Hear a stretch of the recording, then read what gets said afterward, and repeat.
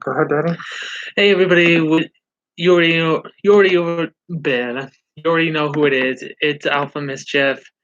If people don't know who it is, welcome, and I hope you're having a wonderful day.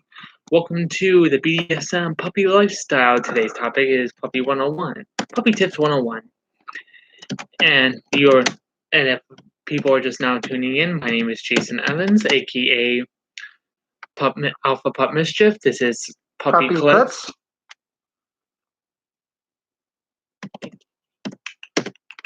Go ahead, Danny. Oh, sorry. So today we're going to be doing Puppy Tips 101. And, we're just doing a quick few shares and everything. And to let people know what the whole Puppy Tip 101 is about.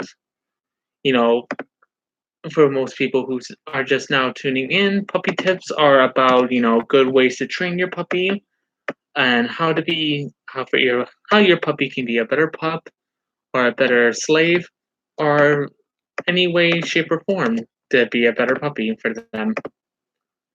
If you want to, my fiance here will explain in a few.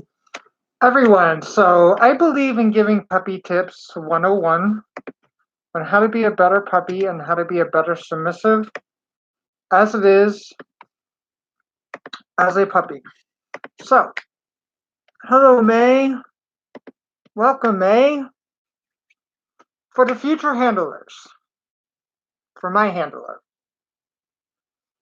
I think it's right for puppies to have the Bill of Rights. So, Daddy, what do you think about the Puppy Bill of Rights? Well, you keep always bringing it up and everything every time we have an argument.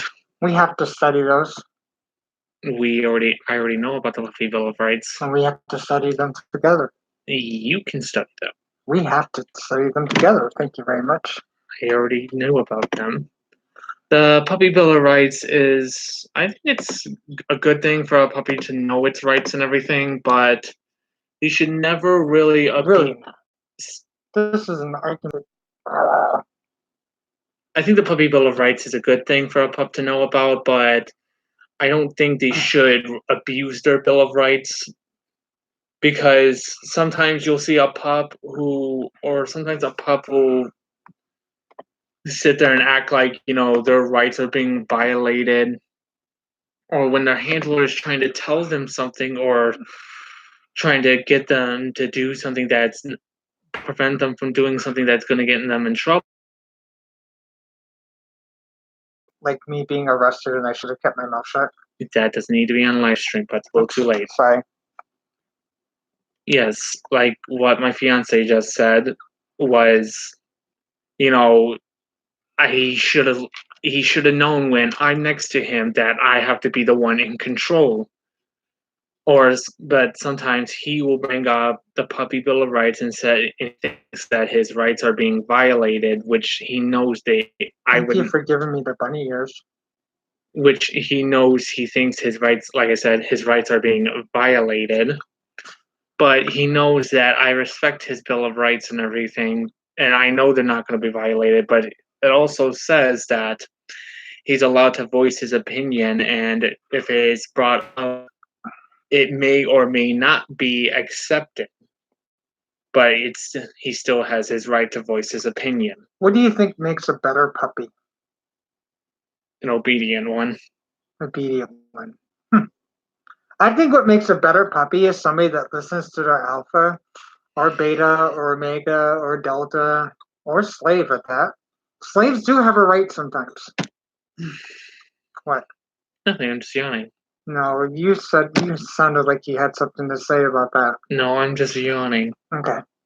I think everyone has a right to speak. Their opinion matters.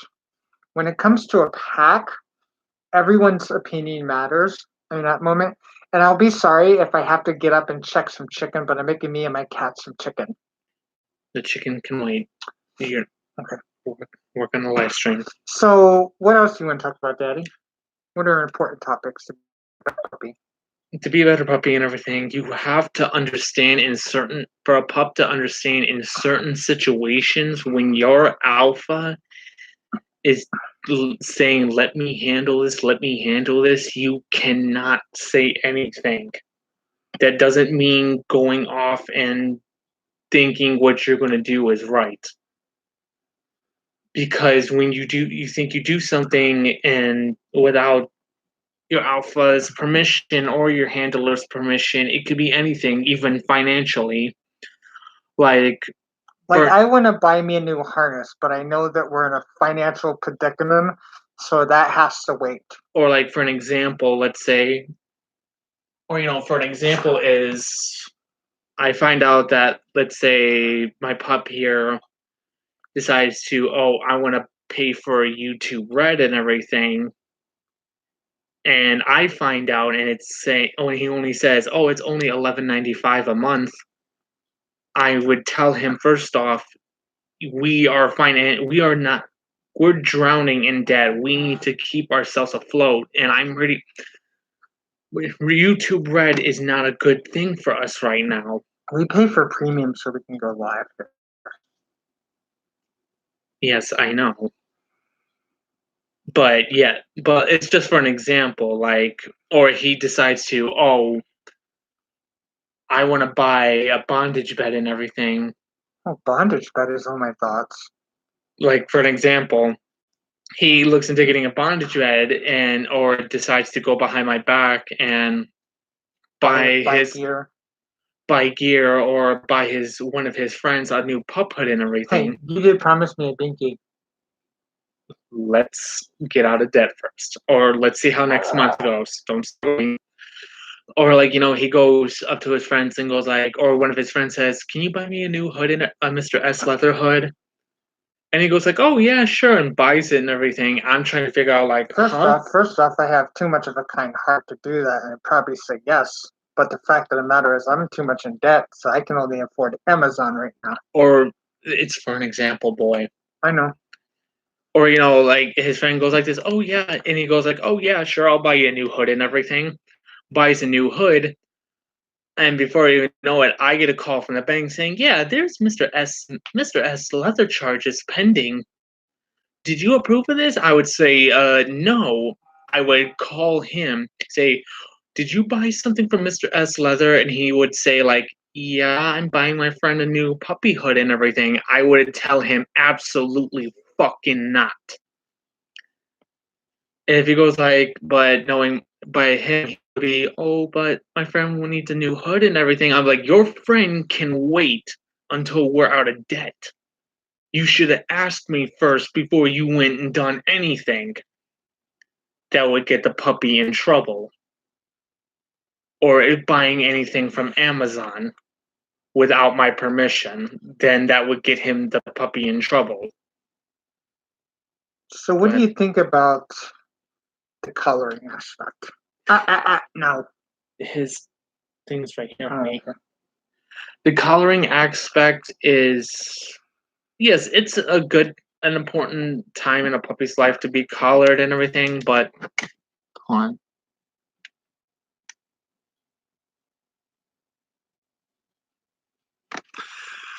The whole coloring aspect is a very good thing. It's fun. It's a good thing for a puppy. Hold on, I gotta stop you for a second. May, have you entered our drawing? Because I think in August or September, we may be doing a drawing for puppy hoods, and I don't think you have subscribed to a new hood. It would be from Amazon, and you have to go through the drawing process. And if you're picked out of my lucky puppy hood, you will get a hood in August, if not September. But anyways, go ahead, Daddy. Like I was saying, it's an important thing for a puppy in his life to be collared and everything, but the collaring process, it has to be a very slow process, but because what I mean by a very slow process, I'm talking about you don't want to be I just met this guy. Oh, he's collared. He's mine now. Oh, I have one thing. Just because you find somebody hot does not give, I should not say give you a right. It should that's no reason to have somebody color me or color somebody.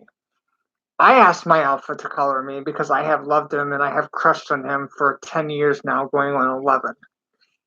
He collared me because I went through my training process. Yes, he is super hot and everything. Does he believe that he's not, or does he believe that he's hot? I don't know. I don't know what's going on in this thick skull of his every day. So, that being, don't let somebody just automatically color you because you don't know them. Get to know them on a friend's aspect and also a dominant level. You may not like something that you don't like, but something that they like, or something that you like that they don't like. You have to get to know them first. Like for an example, let me tell a little story at the time, because at the time, me and my fiance, we were in a bit of a exclusive relationship, and he wanted to have a puppy of his own and everything. And he decides to, yes, I'm bringing this up. Don't give me that look. He decides he sees somebody online and he goes like, "Oh, they're cute. I'm bringing them over." And he immediately goes wanting to collar them immediately. Stop, boy. He immediately wants to collar them and everything, not knowing their background. And then I'm just sitting here like, this is not going to end well. Of course, my puppy decides to backtalk me, and he goes like, "Oh, it's going to end perfectly. You don't know what you're doing and everything."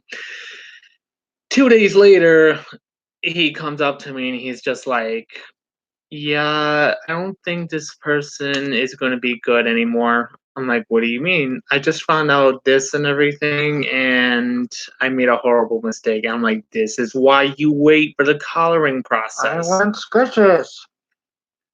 I tell him, "This is why you wait. You don't go straight into collaring just because you think someone's cute or they're kinky and everything. It doesn't matter. Because if you go straight into the collaring process, you can be getting yourself something into a world of danger." Go ahead, continue, boy. All right, everybody, like, share, and subscribe. We would do part 2 later because I smell some wonderful chicken cooking, so I'm going to go check that out. Anyways, like, share, subscribe, and comment. Bye-bye. Part 2 to come.